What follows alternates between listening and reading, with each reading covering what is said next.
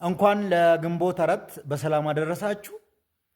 እንግዲህ እግዚአብሔር ረቷችሁ ማታን በሰላም አድራችሁ ዛሬን ያያችሁ ምሕረት በዛላችሁ ሁላችሁም አሜን በሉ።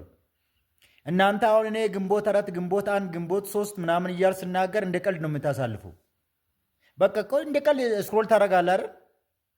አንተ ዛሬን ያየኸው በብር ነው በእውቀት ነው ዘመዶች ናቸው ያደረሱክ። የእግዚአብሔር ምሕረት እኮ ነው ዛሬን እንድታይ ያደረገክ። ግንቦት አራት እግዚአብሔር የሚመለክበት ቀን፣ ግንቦት አራት የእግዚአብሔር ቀን።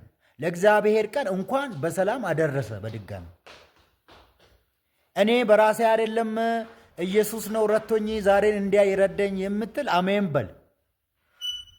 ሃይ እኔ በብሬ በጥበቤ በጉልበቴ ነው ማታ ከእንቅልፌ ነቅቼ ዛሬን ላይ የቻልኩኝ የምትል ዝም ብሎ ስክሮል አልክ። እናንተ ሰፈር ዛሬ እኮ ዛሬን ያላየ ሰው አለ፣ የተሰናበተ ሰው አለ። አንተ ግን ዛሬን አይተሃል። እግዚአብሔር በምህረቱ ዛሬን አሳይቶሃል።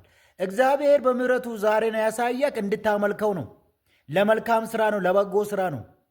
ወንጌልን ላልሰሙ እንድታዳርስ ነው። የጌታን ጌትነት እንድታወራ ነው። ዝም ብለህ ሰርተህ ውለህ በልተህ እንድተኛ ምናምን አይደለም።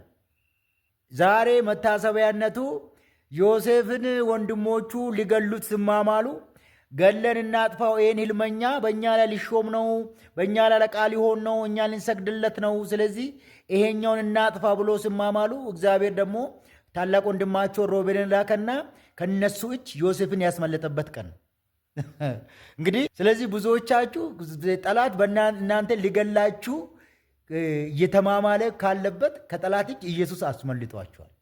ዛሬ ከጠላት እጅ ያመለጠ ሰው አሜን ይበል።